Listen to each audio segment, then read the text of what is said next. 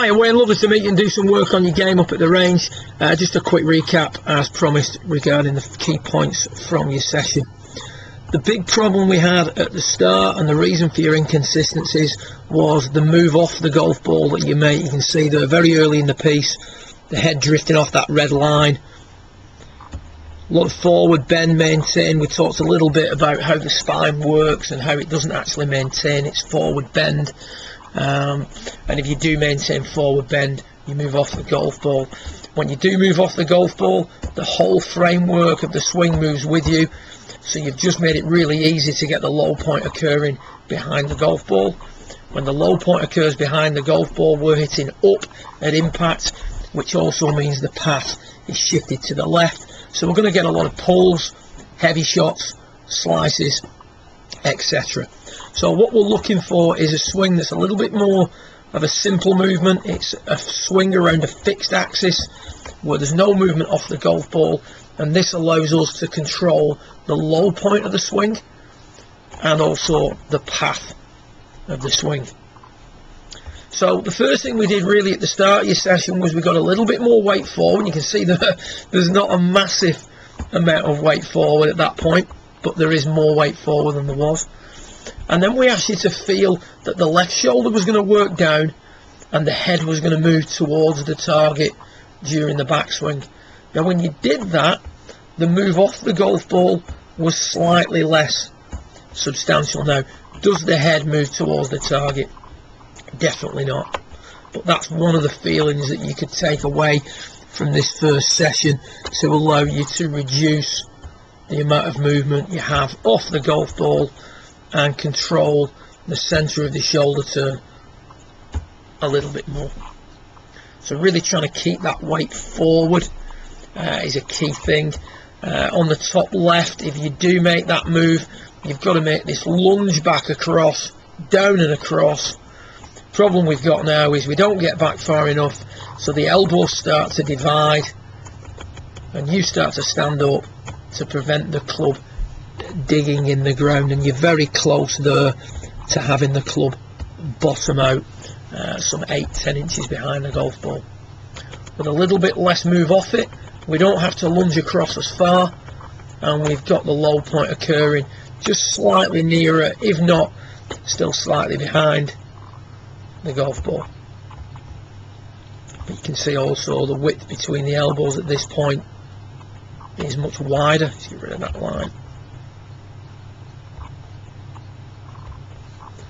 Than the width of the elbows at address.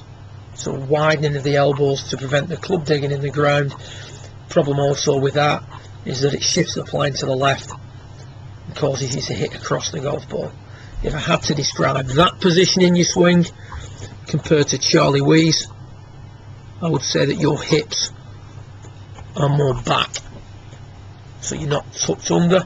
Charlie Wee's hips are tucked under his torso, excuse the lines, whereas your hips are back of your torso. So we've got someone who's tucking and extending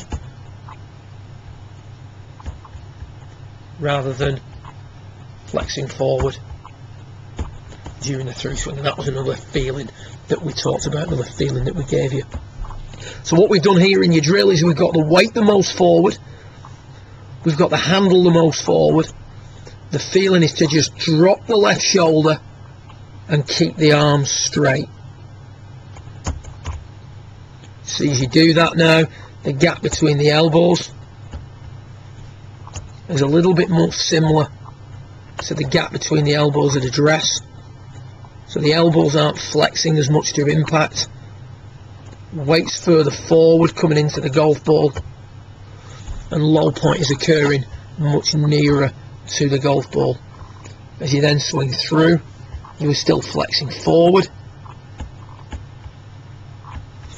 So then what we said was a couple of things. We've put the tube behind about 12-14 inches behind you, and that's to encourage you to just soften the arms a little bit more during the backswing. So we've got the weight forward, we've got the arms setting a little bit sooner. I'm just going to put that line there at the side of your head. Weight forward, arms setting earlier, That's stabilising the position at the top, so there's nowhere near as big a move off the golf ball on the way back that we had before. You can see that by the amount of forward bend that's been maintained here compared to here. Now as you come through, the weight's forward more, coming into delivery, as can be seen by the location of the gloved hand. Hand outside the right thigh, hand in line with the right thigh, so the radius of the swing's being tightened. The location of the low point now is right behind the golf ball. The weight's forward at impact, not back. And then as you come through, instead of flexing forward dramatically, you're starting to use the ground to push up, and you're starting to actually straighten the legs on the way through, so the hips now aren't back as much at that point in your swing. Let's get rid of a few of these swings for you, let you have a look at the end product.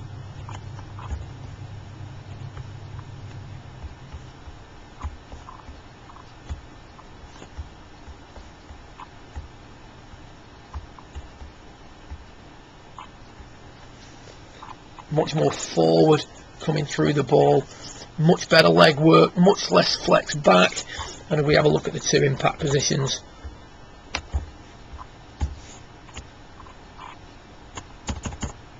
weight forward, handle forward, much more on top of the golf ball. Good luck with it, and look forward to working with you again in a few weeks' time. Well done.